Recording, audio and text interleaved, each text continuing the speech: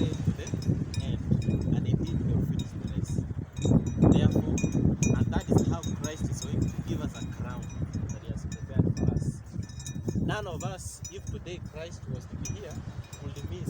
Alan, you could have gotten that crown that the righteous king had prepared for you. Philippians